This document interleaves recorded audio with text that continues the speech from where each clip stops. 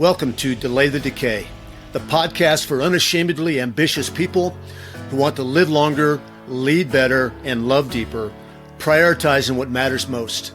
I'm your host, Dan Hardy, coach, entrepreneur, and former pastor, here to help you build a life of more intentional direction, not perfection, across 5 life domains: spiritual, relational, physical, mental, and financial.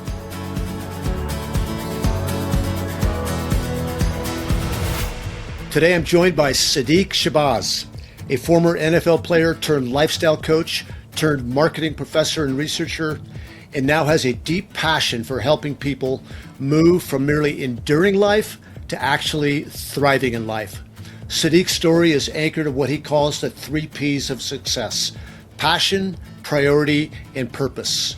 A framework forged through major transitions and a powerful testimony of God redeeming a painful past into a life of faith, maturity, and mission. His heart beats especially for young men, breaking cycles of shame, neglect, and abuse, and building stronger families, churches, and communities. Siddeeq, welcome to the show, my friend. Hey, I'm glad to be here. That was a nice introduction. Thank you. Absolutely. Yeah, this is going to be a lot of fun. I've got so many questions. You are such a deep well. Even in our 30-minute conversation before this podcast, I wish I had record on. We'll see what the Lord has for us today.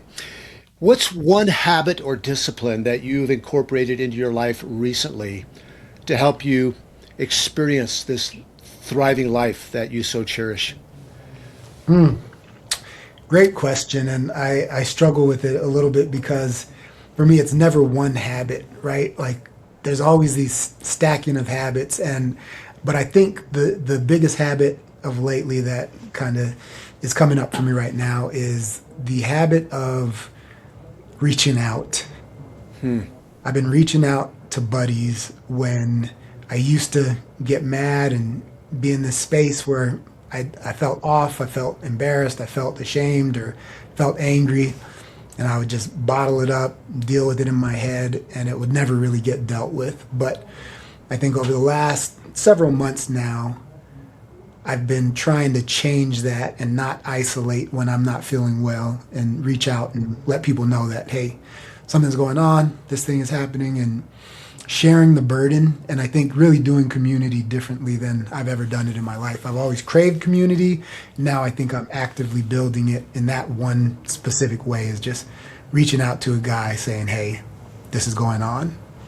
You know, I just interviewed a couple of guys that wrote a book called Party in the Front, and it's about combating loneliness and how there's an epidemic of loneliness. And I brought to their attention I have a son that lives in Kansas City, and at a museum there's a statue with a plaque on it, and the statue is a person in a crowd. Like in a crowd where you go, well, he's certainly not lonely, but the plaque was lonely in a crowd. And we can be lonely even in the midst of a lot of people. And I want to play off of that just for a minute, because I really think that a lot of people are experiencing loneliness and they may not even know it. How are you experiencing loneliness? Like what caused you to reach out to these other friends? I don't think I'm as lonely as I used to be, but I think the interesting thing about me is, like, through college and playing professionally, I grew a big following of fans, is what I would call it, but I had very few friends. And I think it's hard for people to imagine that I just achieved the greatest height of my career, being drafted by the Raiders, and I'm at the lowest place in my life. And I think part of it was that loneliness. I didn't have anybody that really knew what was going on for me, anybody that I really could talk to about problems. And I was talking with a buddy not too long ago about, like, as football players, there were so many things that I personally didn't feel comfortable saying to another man that now, like, that's the greatest salve that I have for most of my ailments, is saying it to another man. Whereas before it was like, oh, you're gay if you have certain Yeah. feelings, or if you have any feelings other than anger and rage, right? Especially as a Yeah. football player, those things were good fuel, but they weren't great in relationship. And I was struggling in relationship that rookie year in the NFL, and the first 2 years actually. It was miserable, and I was lonely because I had a partner, I had two kids, and it was going terribly wrong. Like I had no understanding of what it meant to be a father, what it meant to be a partner, and I didn't have men that I could talk to. Like up until that point in my life, men were not just that point, most of my life, men were just a plate. Like when I didn't have a girl, we go out to find girls together. I didn't have any close guys that I really got deep with or like tried to grow with like I've been doing now or the last several years of my life. Yeah. I love it. Well, today I want to cover a lot. We're going to talk about your upbringing, the home that you were raised in, and your journey through college and football, and being a life coach, to being a professor, and then some of your aspirations to really take all that experience, the high points, the low points, that God has redeemed it all, and then how you want to invest uh, into younger Siddiqs that are out there. So tell us a little bit about your early years, your upbringing. What was your faith journey like then? What was your parental relationships like? How were you loved? I think we're opening up a can of worms. So I I'm mixed race. My father is African American from California, Bay Area. My mom is Sicilian, so white American. Um, Grew up also in the Bay Area. She was 10 years older than my father, and I think my father was practicing Islam, and they started practicing Islam together. So we all got Arabic names. I have two siblings, an older and a younger sibling with my father, and we moved to Germany, or we were in Germany, is where I was born, because my father was in the army, and Okay. he was there not very long. He wasn't really a good army guy. He would miss his kids, miss his wife when he'd have to go out on exercise and stuff. He'd sneak out, and I think he ended up getting dishonorably discharged. Mm. But something I learned when I was 24 years old was that my stepdad, he's Nigerian, he was also in the army.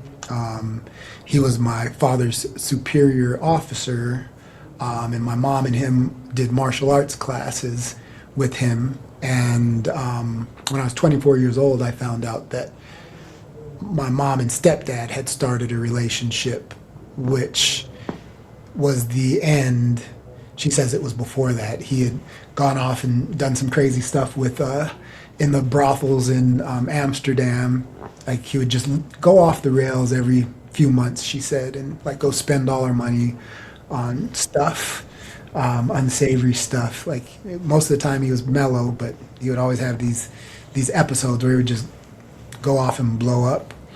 She said she had had enough of that, and so she sent him away and started hooking up with my stepdad. I didn't know that till I was 24. So the first 21 years after he left, I believed that he just left and didn't really care about it. So that was something that I had to deal with, you know what I mean, in my journey.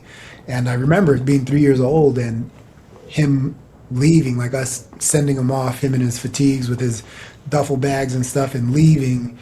And there were several instances where I didn't have the words for it, but I was waiting for us to be reunited. And like I was crying inconsolably. And what I know is like, I'm wondering where my dad is, but I didn't have the words. And I think that stuck with me a lot of my life, just that desire. So I grew up in a home with a Nigerian father who was in the army in a part of the Chaparral, New Mexico, a little like I just realized recently that nobody was there for good reasons. They were either hiding or they were desperate. And I think my stepdad was there because he was hiding from the army that he was a part of, the fact that he was a polygamist and he had three wives, Oh not the wow. same three wives throughout my life.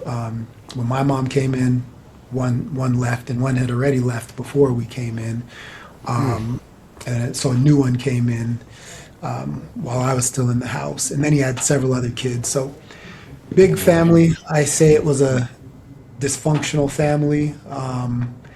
I didn't hear "I love you" until I was 24 when I was doing this, asking my parents questions, and I think for the first time I said it to them first, and they said it back as if it were natural, and it was kind of interesting. Like I didn't know what to expect, but I was just asking questions and talking to them for the first time and trying to get to know, like, why was I so messed up? Why was I struggling so much in relationship?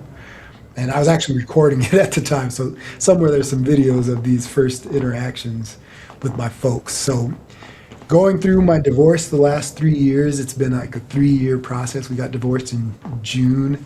So 3 years before the divorce, we were going through counseling. And in that counseling, I was diagnosed with complex PTSD. And that was a result of just neglect, verbal abuse, emotional abuse, sexual abuse. I think all of the things that you look at, like somebody would end up being a serial killer, like I had those.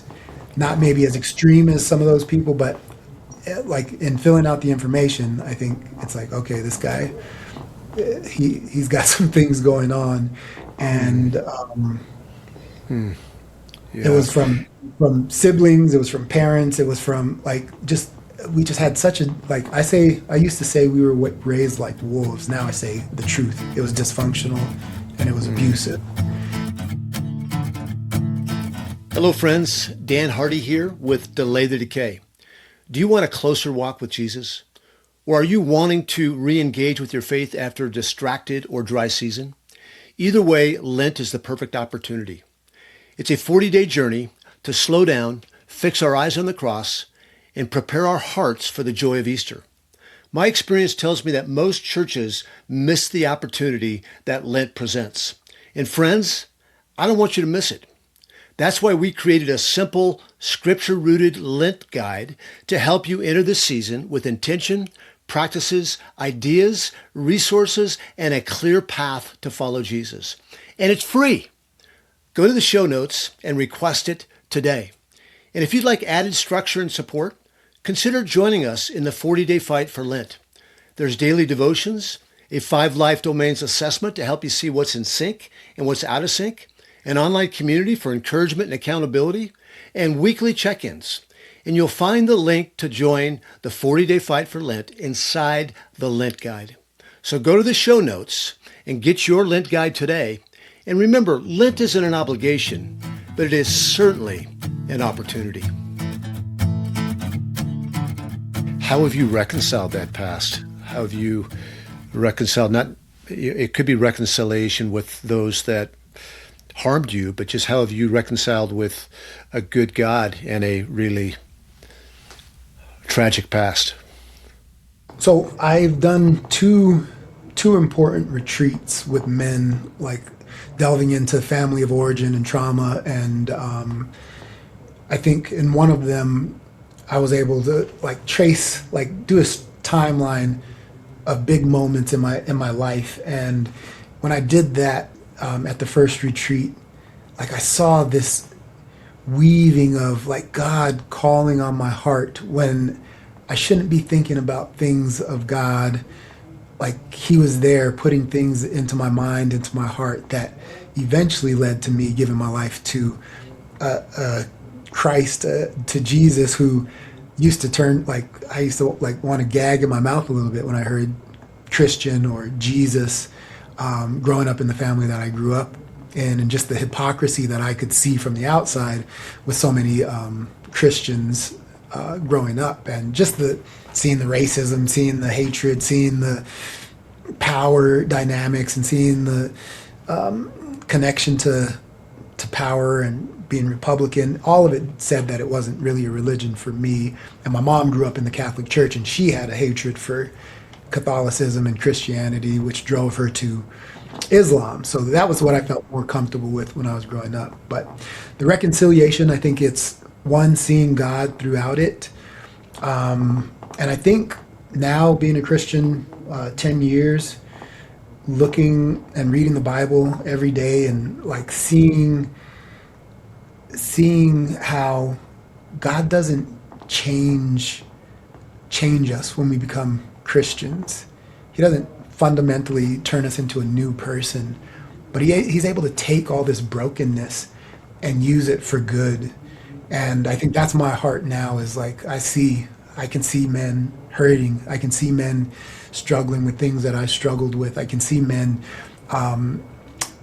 achieving things. I think because I strove so hard and I achieved in the NFL and I achieved my PhD, I had something to keep me out of getting in trouble, like the dark side of it. So it was good. I think my trauma drove me to good, what worldly good things, right? I was, I think, a workaholic and achievementaholic, and I think those things have given me a platform to now have a stronger voice when talking to men about being men in a different way. And I think that that's what God's always had on my heart is he's going to use this to help men heal and be better fathers, be better husbands, and just not go through the same traumas that I've gone through trying to figure it out on my own. Yeah, thanks for sharing that, Siddeeq. Do you have any relationship with your birth dad that was sent away at age 3? No, so he disappeared shortly after that. The story is that he probably tried to sell drugs or something when he got back to California and got caught up with the wrong people, and he was not a drug dealer. I kind of know what that means. His mother was very close, stayed close. My grandma, she never gave up hope that he was like still around, but most people know that like 3 years after that, he was pretty much gone. Gotcha. Who did you have in your court as a young man?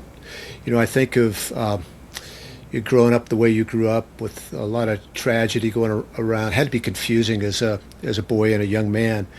Yet you were an achiever. I mean, anybody that makes it to Division I college football, much less the NFL, has a drive that other people don't have. Like what drove you? Was there a person that was advocating for you and believed in you, or was it all on your shoulders? I don't think I had anybody until later in life, and still that was just like maybe little nudges. I think it was really anger and a chip on my shoulder and survival.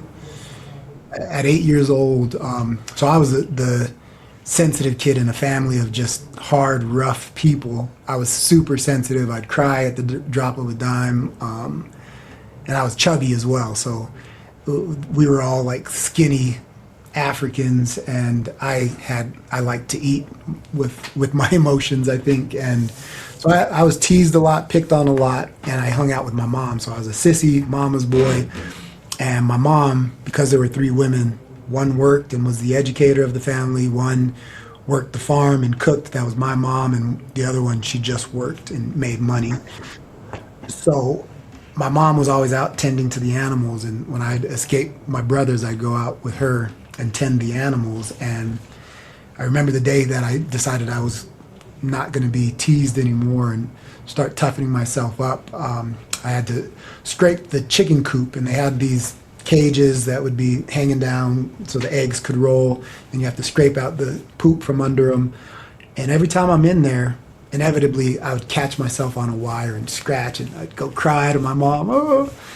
But this day I decided I wasn't going to, and I felt that metal hit my arm, and I just pushed through it. Like normally you react, but that day, like because I was going to be tough and I wasn't going to cry anymore, I started pushing through pain. And I think I started training myself to just live a life that was pushing through pain. And that's the way that I think I started to approach physical pain, emotional pain, social pain.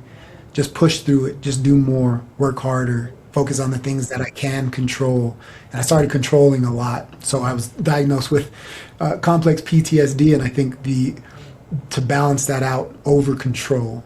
So I control everything that I could. I controlled my fitness. I controlled my nutrition. I controlled my academics. I controlled people who got too close to me, tried to make sure that they were controlled so that they didn't make me get out of balance or get dysregulated. Were you driven in academics as well as a young man, say in high school, as much as you were in sports? That was more like our family. Everybody had to get education, and the number one mama in our house was an educator. She had her PhD and she taught elementary education. So every summer we had the textbooks for the next semester, and we were doing that. And we were expected to have good grades. And I was actually I was in third grade. I was tested for the gifted program. So certain parts of academia came easier for me. I wasn't really a hardworking student. I didn't really care to have A's in everything. It just came easy to me, and it was kind of natural to me. But I wasn't as driven in academia as I was in athletics. Yeah. How do you keep yourself from moving forward, especially in those early years? And I'm thinking of like high school, college. How do you keep yourself like moving forward, and rather than being paralyzed by bitterness, by like this? My life is different than everybody I know. I'm sure you had to think that. Like I don't know anybody outside our family that has experienced three moms and a dad that was sent away at age 3, and everything you've described. How did you, or maybe you didn't? How did you avoid just living a life of bitterness and angry at your circumstances?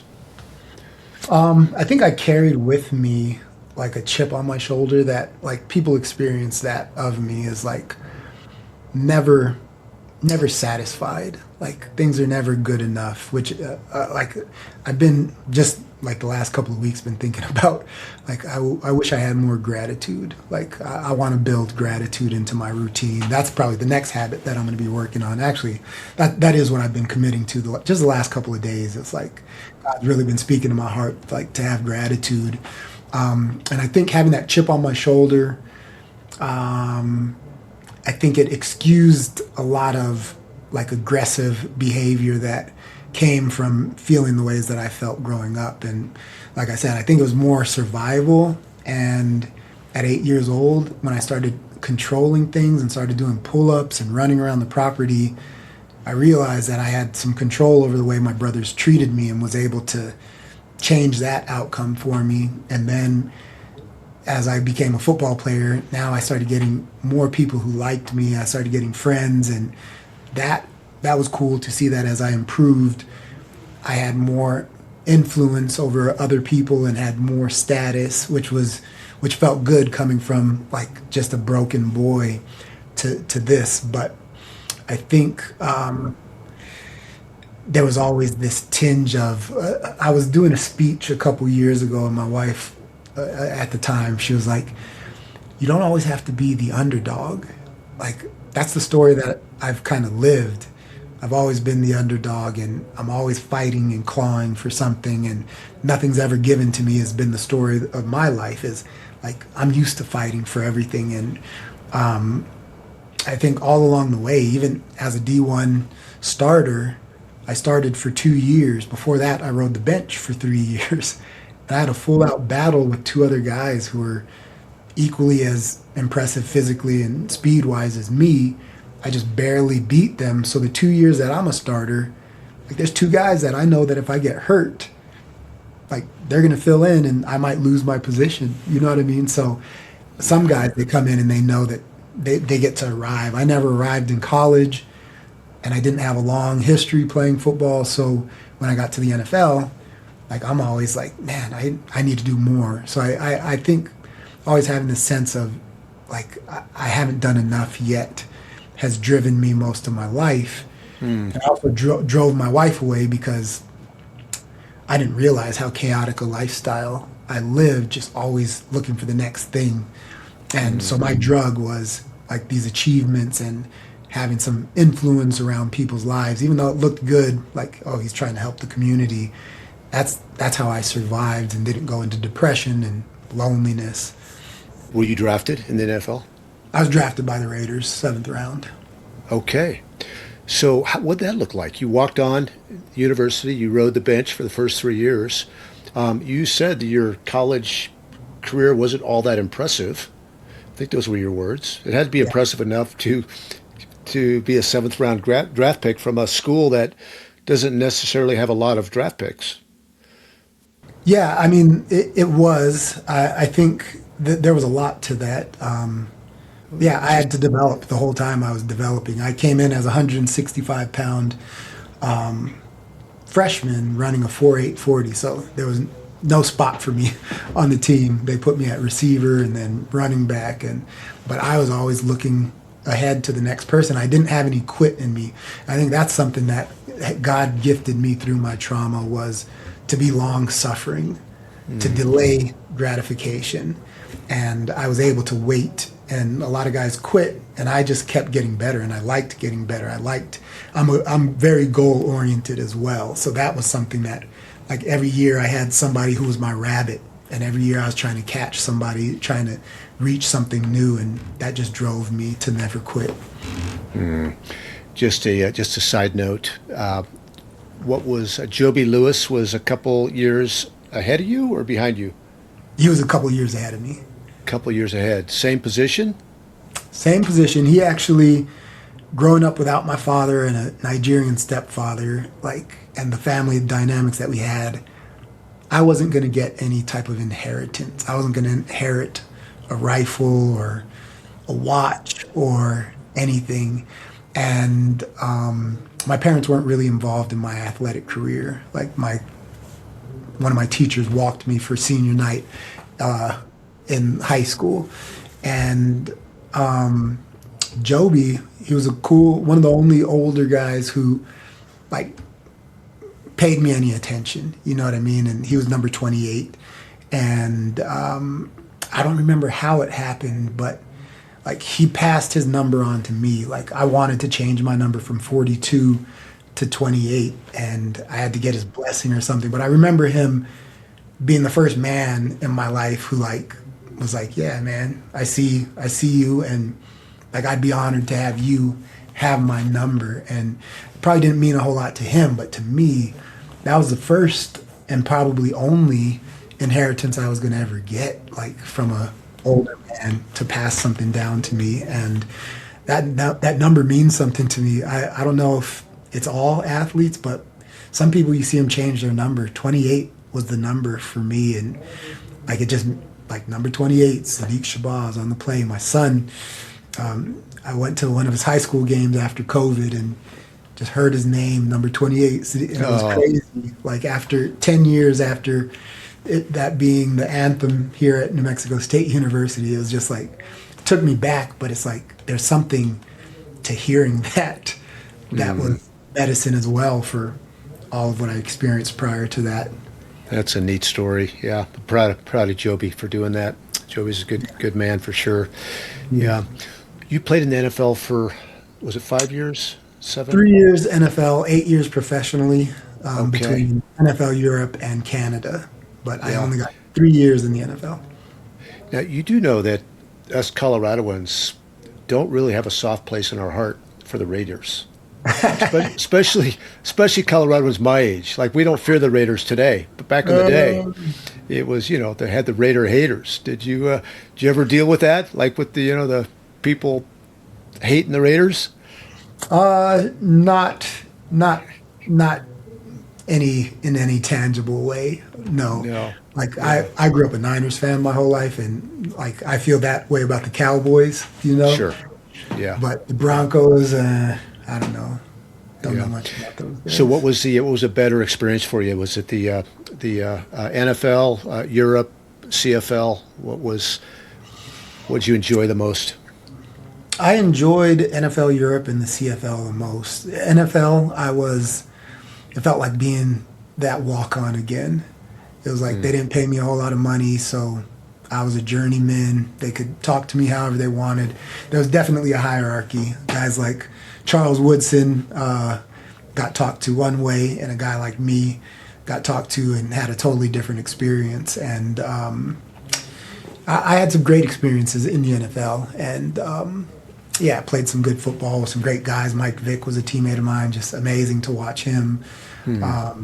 Just yeah. So I got to play with one of my childhood heroes in Jerry Rice. Being a Niners fan my whole life, he was there.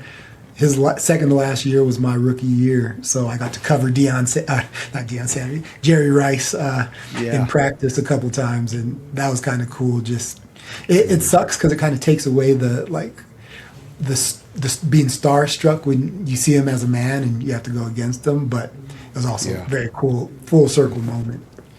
What would you say? I said, first of all, you got to be very proud of yourself for that accomplishment. I mean, it's every not every, but it's most kids' childhood dream is to play professional sports, and you're of a small percentage of people that actually accomplish that.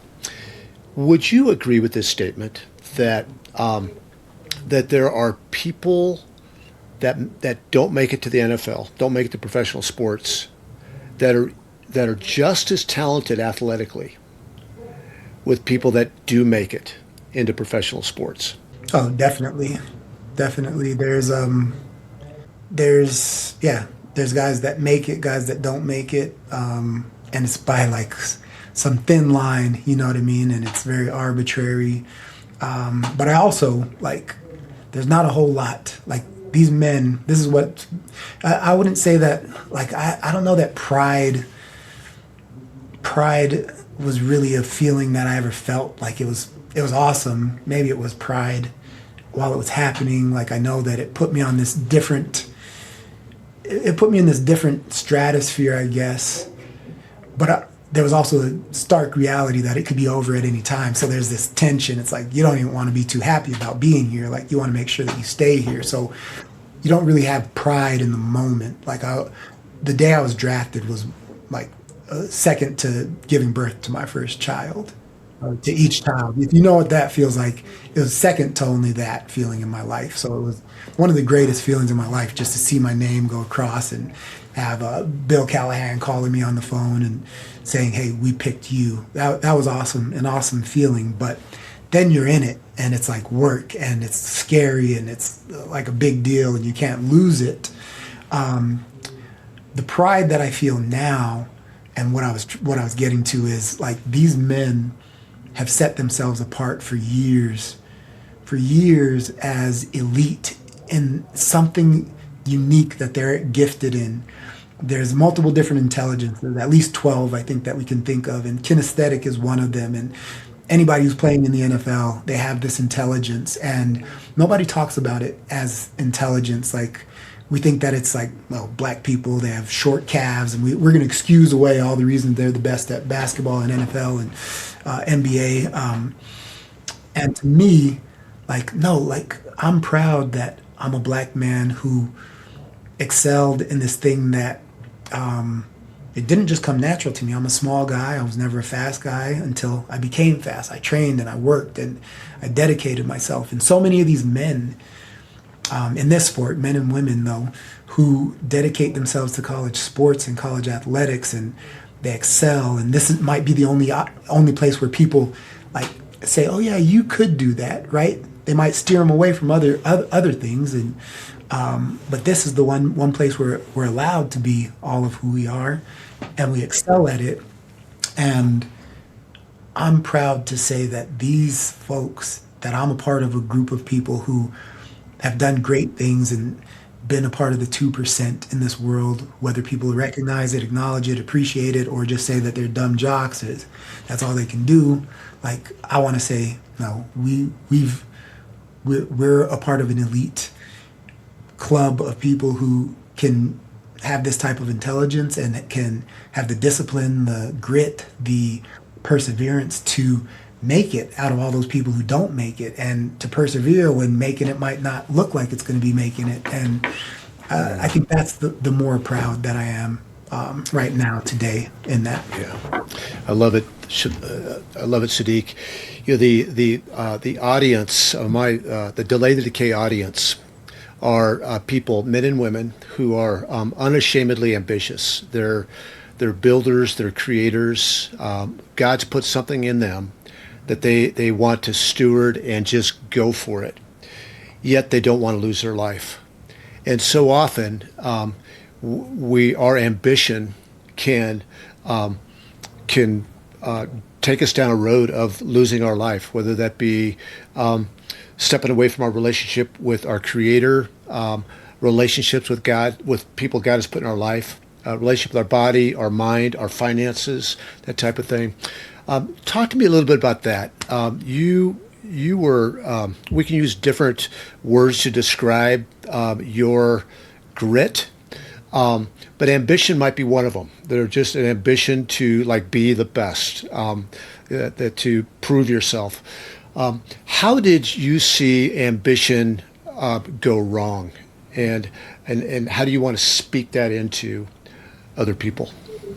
Great. And I think I'd call myself a high achiever. I think there's 2% of the world that are built to be high achievers. They're the people who show up, they put in the hours, they put in the effort, they don't take no for an answer, and they see obstacles as challenges and they try to overcome them. And I think I'm part of that group of people who are high achievers.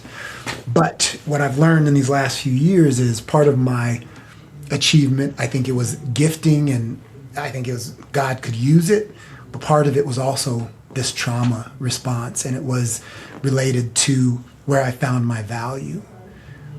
And success for me, I think it was more a medicine, a dopamine hit to ward off the depression and the desire to take my life if my value didn't continue to rise, or if people didn't continue to see me as valuable.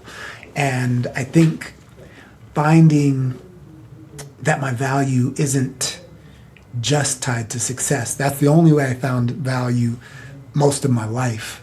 But in these later years, I'm finding that I can be of value to people when I'm kind, when I love them, when I show up for them. My students, I have this great, a student failed my class. It almost made me cry reading my teaching evaluation. Like, I can't remember what he said, but he was inspired by how I showed up to class and how I talked to him and encouraged him to show up to class. And like, to me, the way that I experience value now is showing other people their value. And I'm hell bent on, no, heaven bent on showing people the value that they have in relationship and in community, not in achievement. So I think we need achievers, we need high achievers to get things done. But I think we need high achievers who have a balance and an understanding of ultimately where the greatest value you can add is. So lately, what that's looked like for me in my life is the most important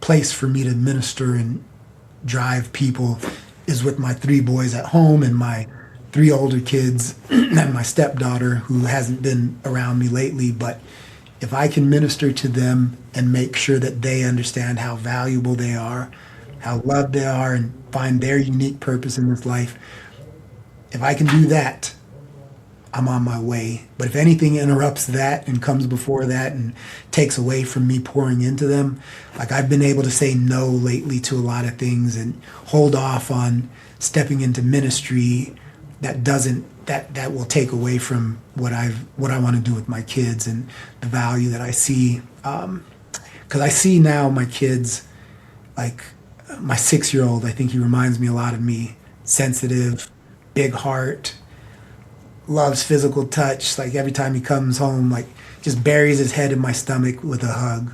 My 8-year-old, he's not like that. He'll give you a side hug and he can go off by himself.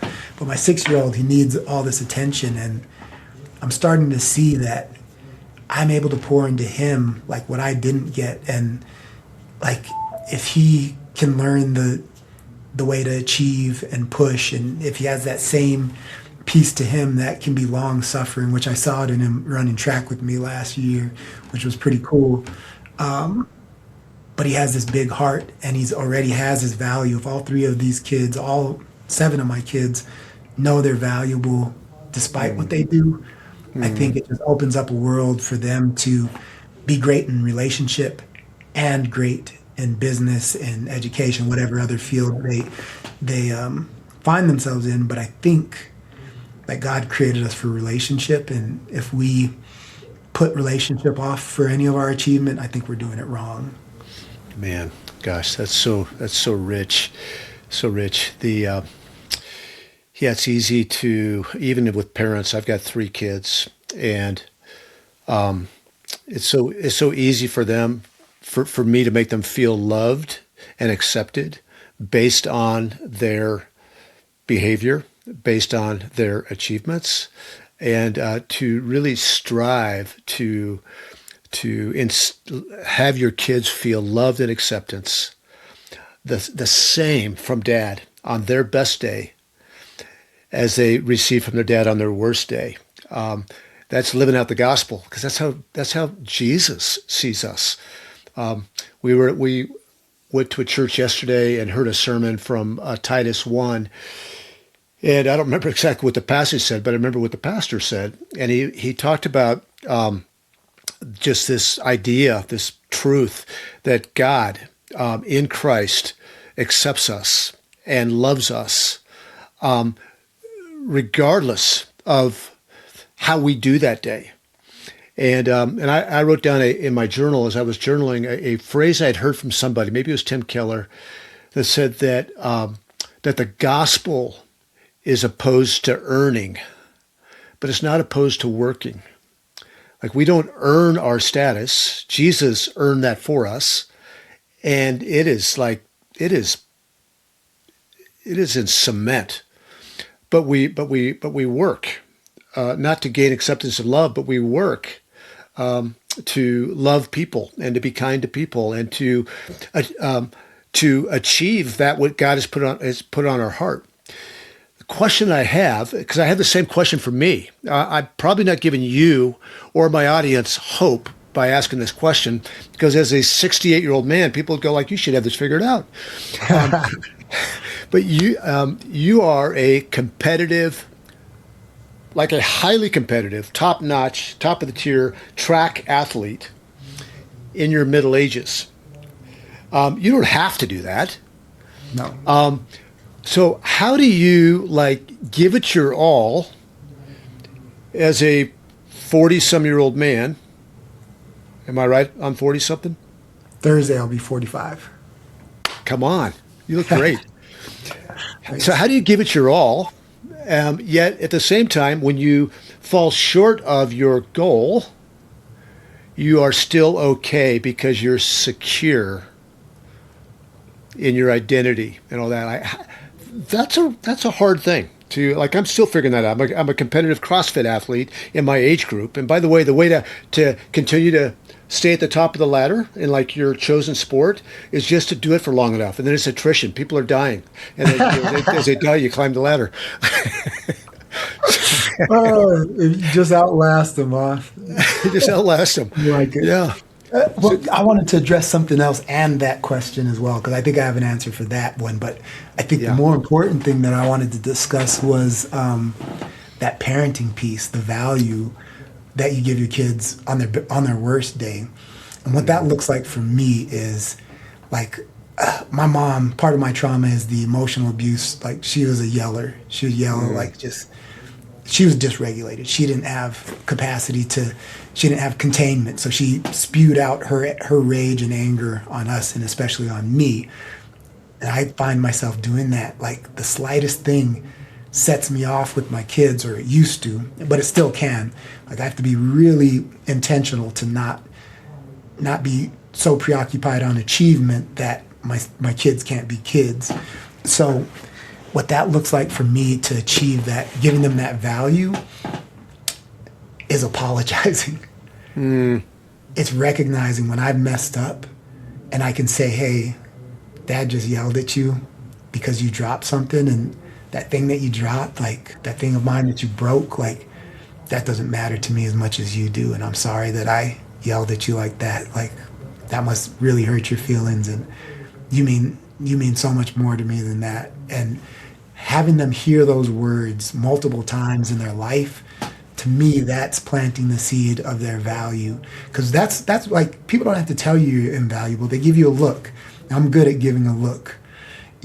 So I've been trying to battle that with my kids and make sure that they have more words of affirmation from me than those looks that say, "Are you that stupid? Like, come on, you can't do better than that." Because we feel that, right?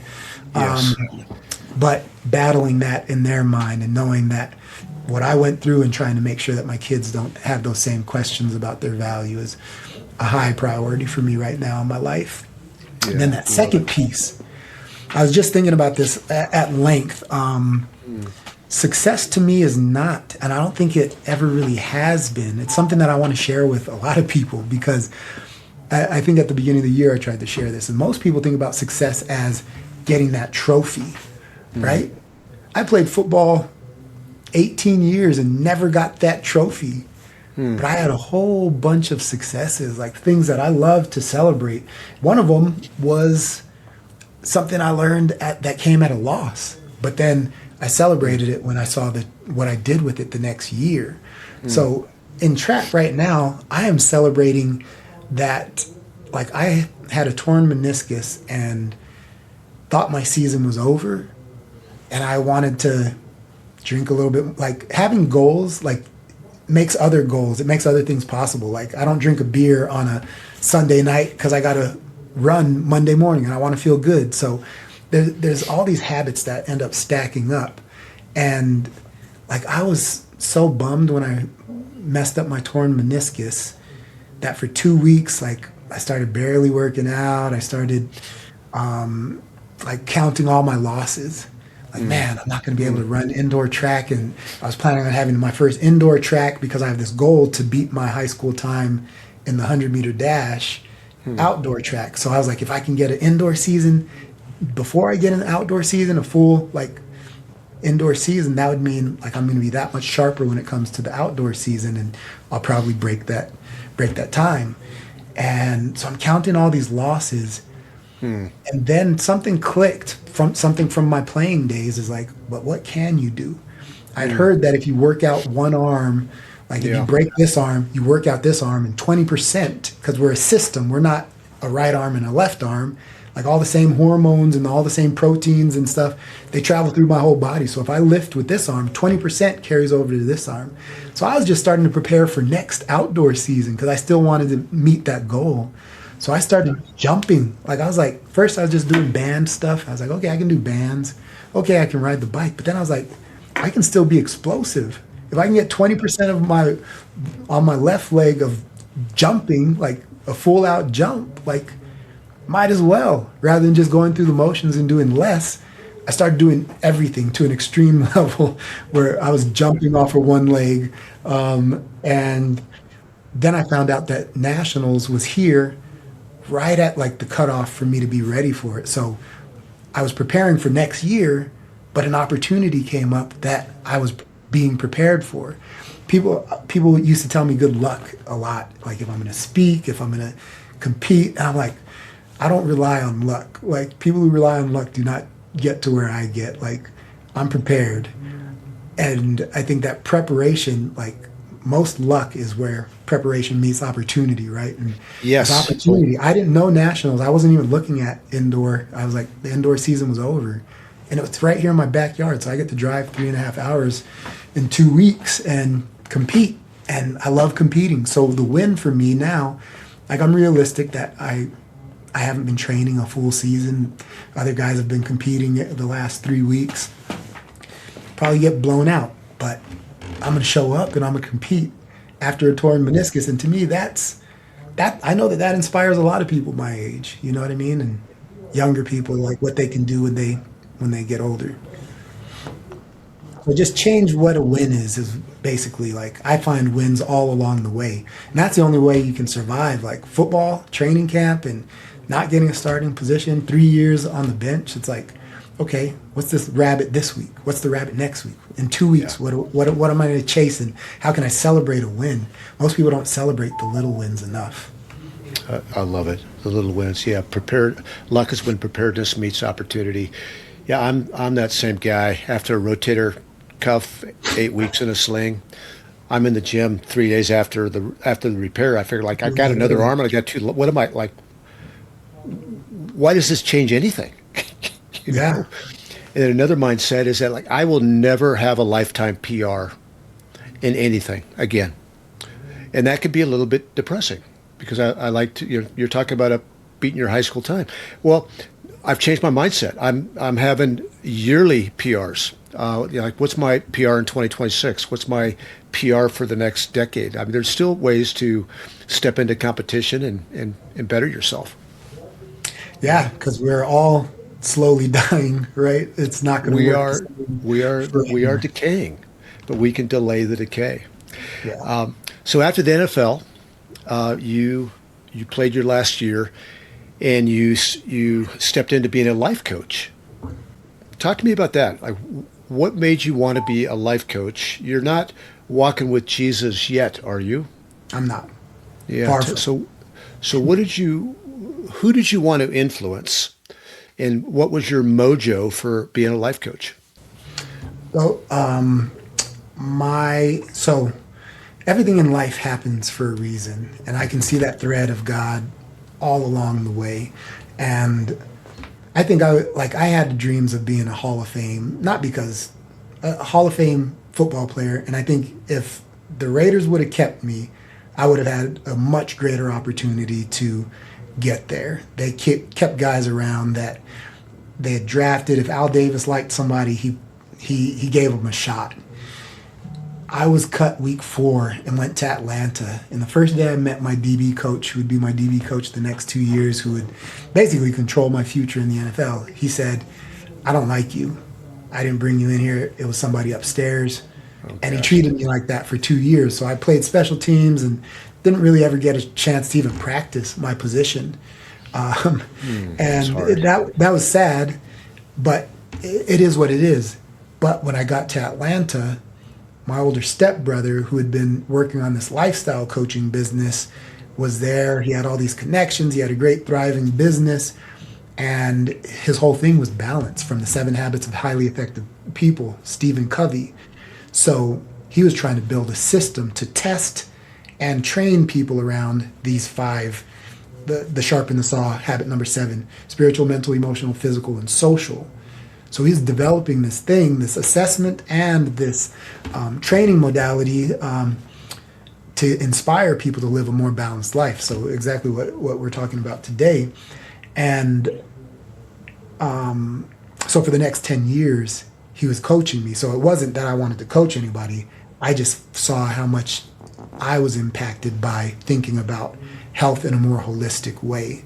And it was Gotcha. really the relationship piece. I started digging into the chaos that I was creating in my relationship with my kid's mom and trying to heal that and seeing that there were some internal things going on with me, with the way I related to people that wasn't working well. So I started working on that and reading a lot of books, reading a lot of personal development, self-help stuff, but also looking at my health in this way that Stephen Covey presented it and actually being accountable to doing something about it in each one of those areas. And over time, it was like, man, I've always been the type, if I learn something and it's working for me, I want to pass it on. So I started learning this. I was all about it. I invested all my NFL money in it. Actually, the last money that I had, I invested when he was going to open his first gym. And me and him ended up having a falling out 10 years later that I always was fearful that his personal life. So he was the son of my stepdad, and he was one of the sons. Like we all, like I tried to fight it. I said I didn't want to be like that. I wanted to be married. I wanted to save myself for marriage. I just wanted one woman. Him on the other side, he was like, Dad didn't do it right. He didn't have it set up the right way, and he was going to make good on what his dad was doing and live this polygamous life, but with the right healthy balance. And I always feared that that was going to ruin our business. And it came around to 2013. Me and him had a big falling out when his personal life started to interfere with our working relationship and our personal and our work life. It just got entangled in a gross way that he was promoting. And I ended up confronting him and like, but I'd also started going to a Christian church. I was like, Mm. physically, we have something great that we're doing. mentally, emotionally, socially, we're doing something in each one of those areas. Spiritually, like he's not leading me well. So I started reaching out. Like I wanted to influence that area on my own. Like I was like Mm. seeking relationships still weren't where I wanted them to be. And I started going to a Christian church, to Passion City Church in Atlanta. I'm not sure if you're familiar with Passion City music. They do the Yeah. Passion conferences. Lou Giglio. So I started Yeah. getting discipled there spiritually, and the time that I was there, the whole period of time, he was looking at. I can't remember. It was all about Jesus. Like, just like I think this is when he wrote the Red Letter Bible, Hmm. and he was giving us, like, I can't remember what the title was, but whatever it was all about Jesus and learning from Jesus, and I was falling in love with who Jesus was during that time. So then 2013, when we have this big clash and I confront him, he tells me I never fully surrendered to his coaching, and that's what the problem is. Surrender. And so I left there like, okay, I wouldn't surrender to him. I know he's full of crud, but I don't have faith in anything. And I was listening to a Tim Keller sermon, running. I used to say running was my church. I listened to this Tim Keller sermon about sex. What was it? Sex and Christian Hope, I think was the title of the sermon. And I ended up listening to it several times and sharing it with several people. But it convicted me of things that I thought when I was 8 years old, when I was talking to the same brother saying, I'm not like you.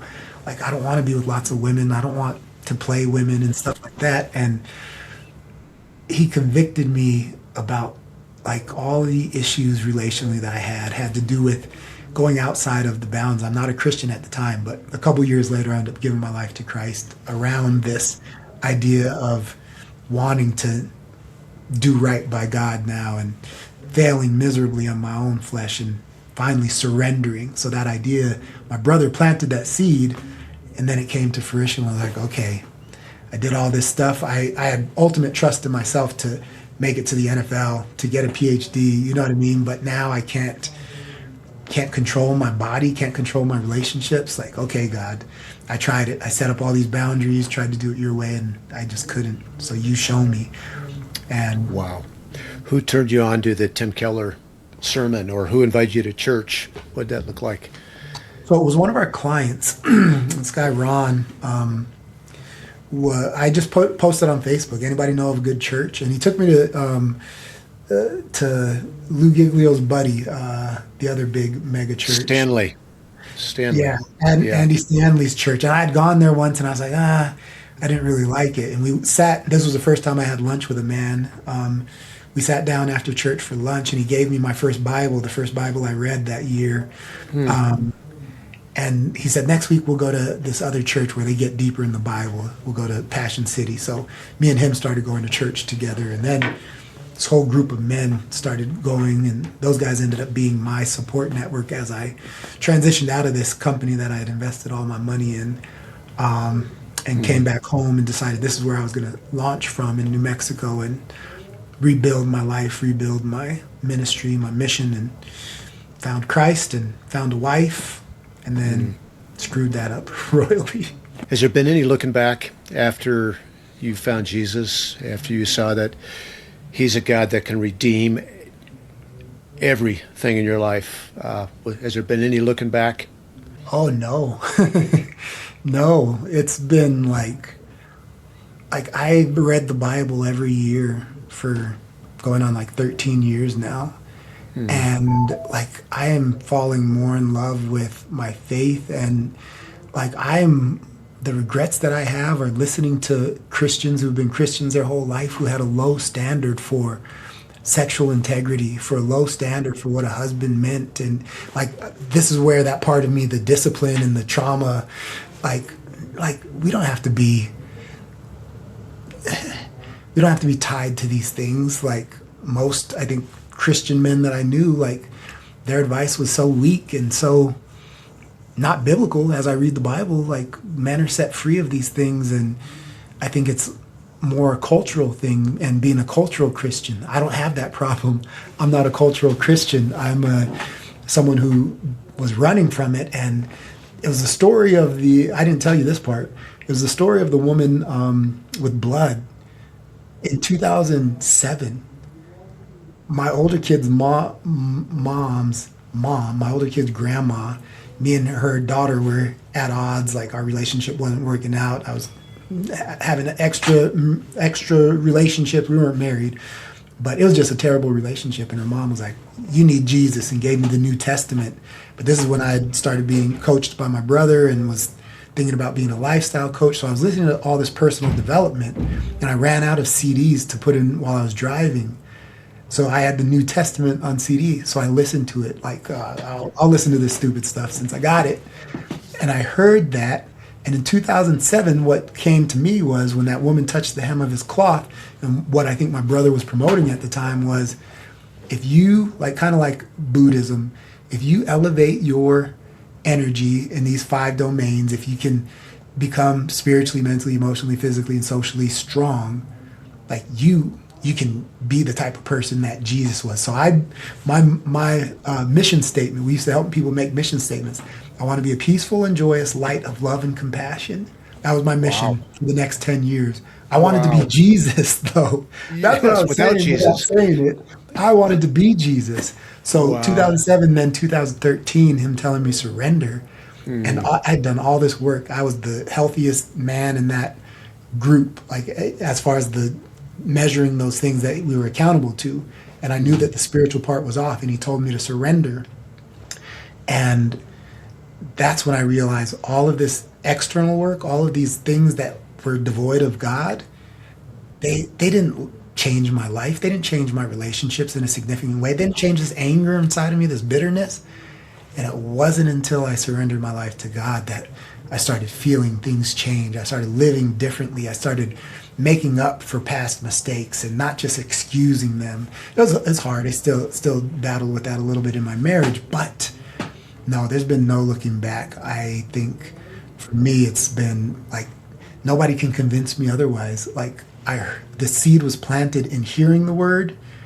I've read the word and continued to read the word, and I've heard all these other doubts. There was this one time I had doubt. This really smart guy that I respected told me about the Egyptian god something who died and was rose on the third day, and like our story of Jesus was stolen from this. And for 6 months, I was shook. I was like, dang, let me go look this up. And I looked it up and it was like, okay, that's similar. But then as I read it, I was like, this is just like the Greek mythology. It's like everybody wants to make up a story of like where we come from. But this doesn't change the experience that I had in my heart when I heard about who Jesus was. I didn't have any men that I looked up to. And when I heard who Jesus was, I was inspired. And that inspiration changed my life forever. And so there's no going back for me. There's no turning back. I've had issues that I thought maybe were said that I'm a sinful man or that I'm not worthy. But I think what I've learned is, and I've had freedom from that actually going through this divorce. There's been so much healing for me. It's crazy that my wife divorced me right when I was getting the healing that I needed that to be the man that she deserved. But part of that also is like the spirit of singleness. I never could understand that. I was like, singleness? Like I've been doing sexual stuff since I was 3 years old. Like no singleness about me. But for the first time in my life since December, where are we at? February?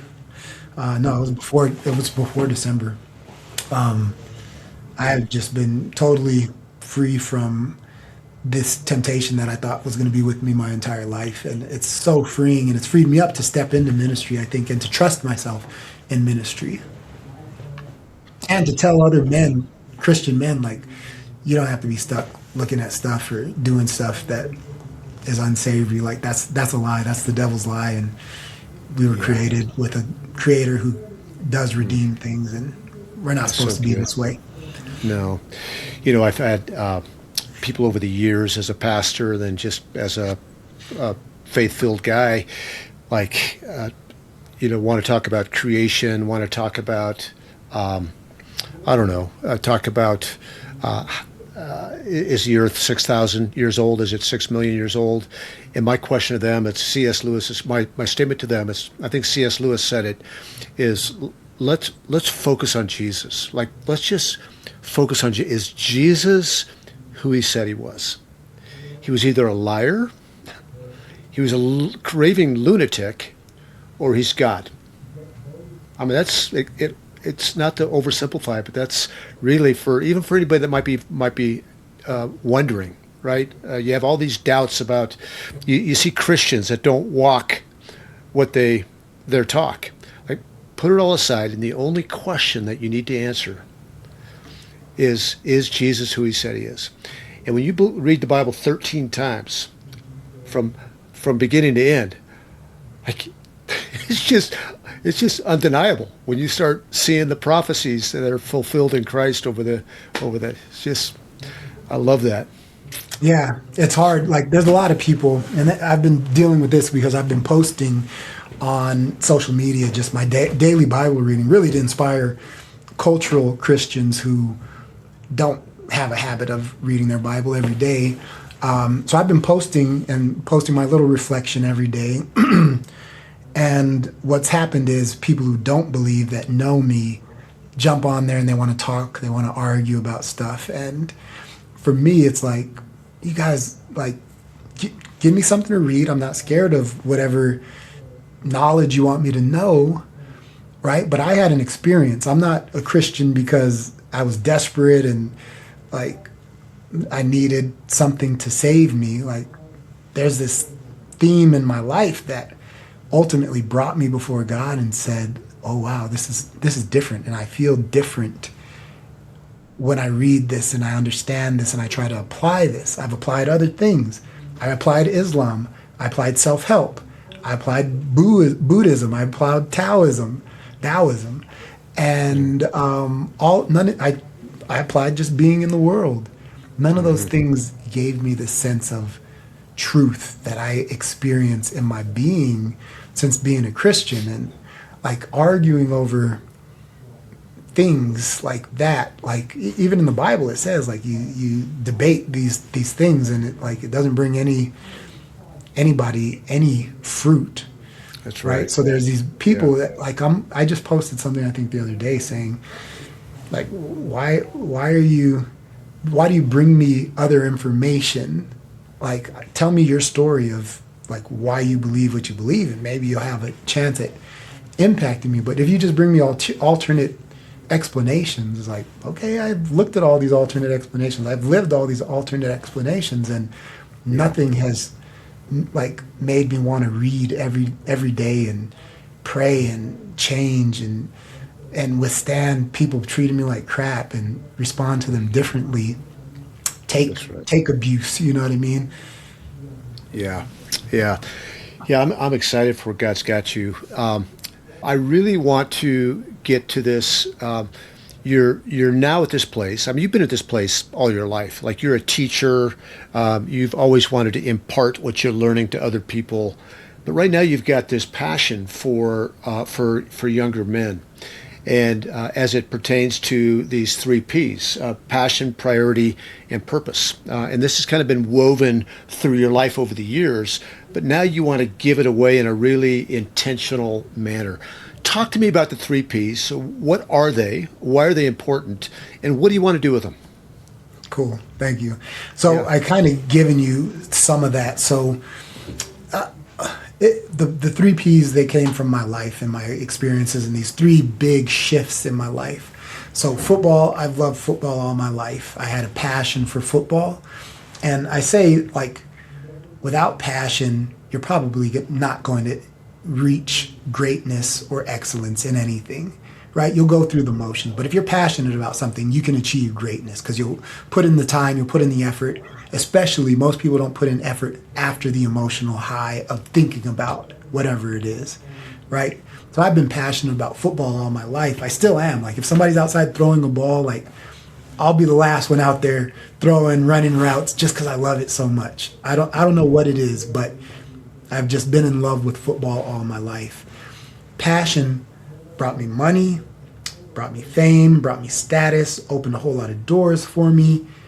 And I was the most miserable man. I was the closest to committing suicide the first time in my life. Second year in the NFL with two kids and their mother and us just having such a contentious relationship. Like I hated going home.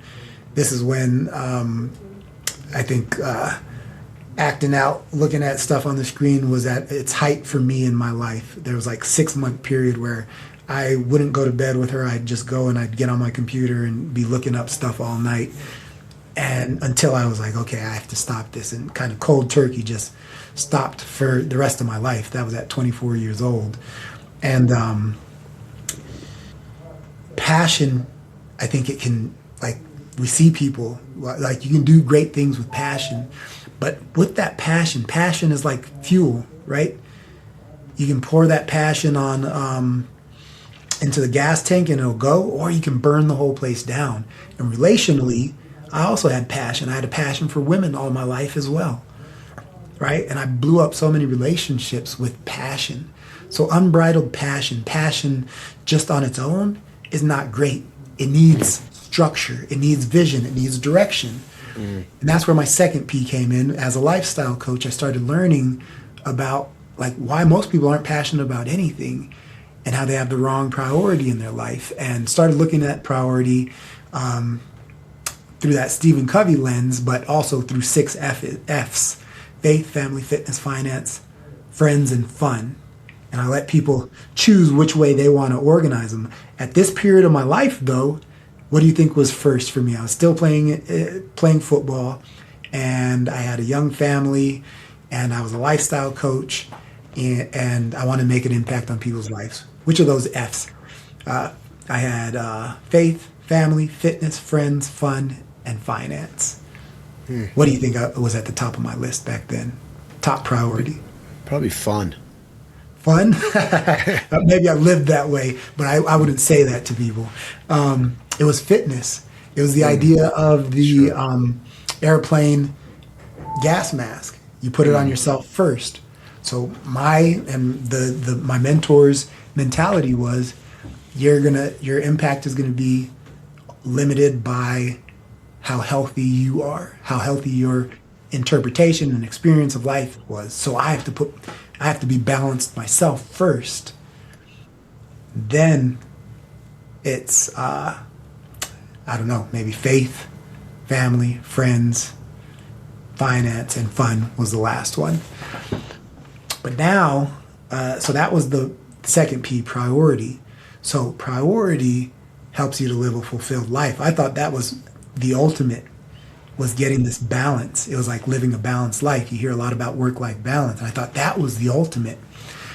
But then when my brother told me surrender, my mentor told me surrender, and life was still falling apart, even though I had this great model of how to live a balanced life. I was the healthiest, not spiritually, I was the healthiest mentally, emotionally, and socially, maybe, that I'd ever been.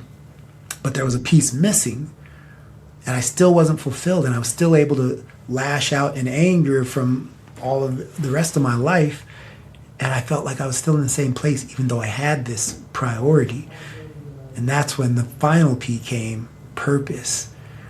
And that's where it doesn't matter what you're doing, but if you know what your purpose is in life, you can find purpose in sweeping the floor and mopping, cleaning bathrooms. You can find your purpose if your purpose is about relationship, treating people, all the things that Jesus was, right? And that's where my P's flipped. Now it's faith, family, friends, fitness, fun, and finance is the last one. And what I say is, like, we all have faith in something. And you know what your faith is in. When life gets hard, what do? Do you double down on work? Do you double down on prayer? Do you double down on friends? Do you double down on going out and drinking alcohol? Where do you go? What do you do to get out of those tough situations? Some people, they just give in and it's all screwed up anyways, and drink or do drugs. So we all have faith in something. And what, for me, finding faith in something greater than me that leads me to not change who I'm going to be based on what benefits me, right? Most of us are selfish. What gets me out of the selfishness that's caused all the problems in my life? And that's where I'm able to respond to people and take losses in a way that don't make sense in a worldly way. But if I know that ultimately I want to be in alignment with God and the faith that I believe, Jesus and what he said in the Bible, like I can experience losses and not battle people in court the way that most of us do. But also what I learned is part of my fitness, I can't be fitness on my own. The model that I had as a lifestyle coach, it was all about me. It was still about me. And I think that's why it ended up with me being so dissatisfied and still angry because I didn't learn about community and connection just yet. I had a false sense of community with the people I engaged with, but I didn't have family and friends that I was intimate with. And so now I know what I know about humanity is I can't be healthy without family and friends, or at least friends who become family. If we come from a dysfunctional family, you might need to get away from that family. But Yeah. if you can build people who become intimate like family for you, that's part of my network of safety in the world where if I get sick, I can be sick. I don't have to do it on my own. If I lose something, if I lose my job, like I can't be fit while I'm scared of what's happening in the world around me. So family is that, I think, social network that can actually buffer a lot of things that just being fit cannot do. So fitness moved down 3 pegs. And then fun. I think God created us for joy. I think sex is so good and so addicting because God is a God of joy. He wants us to enjoy making babies. It wouldn't be the way it was if it was just to procreate. I think God loves joy, and that's something that I want to have more in my life. All those other things that I was doing in my life, I did it with that anger and that chip on my shoulder. Now I want to be with other people, and I think a full life is a life that appreciates and has that gratitude I said I'm working into my life now. And you're experiencing life. I was so driven that I couldn't stop and appreciate, and like people got in the way. A wife got in the way of success. Kids get in the way of achievement a lot of times. But now, in the middle of my striving and wanting to build this mission and write this book, when my kid comes and interrupts me, it's a beautiful blessing to have a kid that has these funny, silly questions, and I get to love on him and stop what I'm doing and give him my eyes so that he knows he's more valuable than my work. And that lets me feel like, this is what it's like to be connected with God.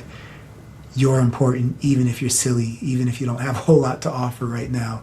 You're everything to God. And I want to experience that with my God. And I experience that through my kids as they come up to me, and I feel this joy that I've never felt. Kids used to be a burden. And that's sad to say because I have 3 older kids who weren't with me at this stage of my life, but they get to experience it now. And I think that's the redemption that you get with God is like I know that at 40 years old I still have this hole in my heart for my father. So when they're rebellious at 19, 18, 17 and they don't want to talk to you, they don't care, I know based on my own experience that there's always a connection to your father. And if I can become the man that they deserved when they were kids, if I'm becoming that and I'm opening that door for them to experience that, and when I'm with them, rather than they used to call me, they used to say I give sermons, like Yeah. I talk at them, I preach at them about stuff. But now I just try and see what they're about and love on them, and Yeah. that's Well, Siddeeq, write that book. it's Write working. that I'm book. working it out. Okay, good, because I love the 3 Ps. I love hearing the 3 Ps from you, and your just your experience that really brings those to life. Close with this, if you don't mind. You've got a heart for young men that have passion, I would guess, and maybe have grown up in homes where they're carrying some shame and they're carrying some grief. What is that? What do you feel like that looks like? What platform are you hoping to find to be able to really encourage and shepherd these young men? in ways that you didn't have somebody doing that for you? I don't know what the platform will look like right now, but I think I'm positioned as a professor at a university that I played football at. Um, I have an opportunity to mentor young men, and like I'm about to go meet the new AD. We got a new AD a few months ago. Another young former NFL player. I think he played safety too, so we'll probably connect. And looking forward to just continuing to try and work with these athletes, but also I have athletes in my classes and I have students in my classes, young men and women in my class. And on my social media, I'm trying to use that platform to be an open, vulnerable man, a man that you don't see talking about their issues. And I think being a man who has done the manly things and done the education things, I think I have some leeway, some freedom that maybe other men don't feel that they have to do that. And that's what God's calling me to. I want to use that space to be authentic, be vulnerable, and show the hard part of being a man and like the not so glamorous things that I'm overcoming to lead my kids and lead myself and lead my craft well. And I don't know. I think God's given me that spirit that I want to share what I'm going through, and I'm not scared to show my weaknesses because I'm always working on my weaknesses. That's how I got successful. It was not hiding them. It was exploring them and trying to make them not weaknesses anymore. So if I can do that out loud and let people see that, I'm hoping that somebody will be inspired to step into something different than what I think we expect of young men these days. Yeah, love it. Well, I quickly became a big fan of Siddeeq Shabazz, and not of the football player, not of the professor, because I don't know any of those, but of the man, and just how you are stepping into brokenness, wanting to develop the muscle of thankfulness, always being prepared, not just relying on luck. I love that luck is when opportunity meets preparedness. So much. I've been so encouraged. I know my audience has as well. And so I look forward to staying in connection with you and hearing about how God continues to use you for His glory, for the good of other people, and for your joy. There's great Yeah. joy in serving other people. And this podcast in my life is very much about direction, not perfection. And so I want to encourage everybody listening that take the next step in the right direction that God is calling you to. Don't worry about perfection. If you worry about perfection, you're going to freeze. Just take the next unknown step and just submit yourself, not to man, maybe in some small ways, but submit yourself to the living King of Kings and Lord of Lords. Thank you, Siddeeq. Great to be with you. We'll talk to you soon. And to my Delay Decay audience, we'll see you on the other side. Thanks for listening to Delay the Decay. If today's conversation resonated with you, follow, subscribe, and share it with someone else on the journey. Until next time, keep prioritizing what matters most. And remember, it's about direction, not perfection.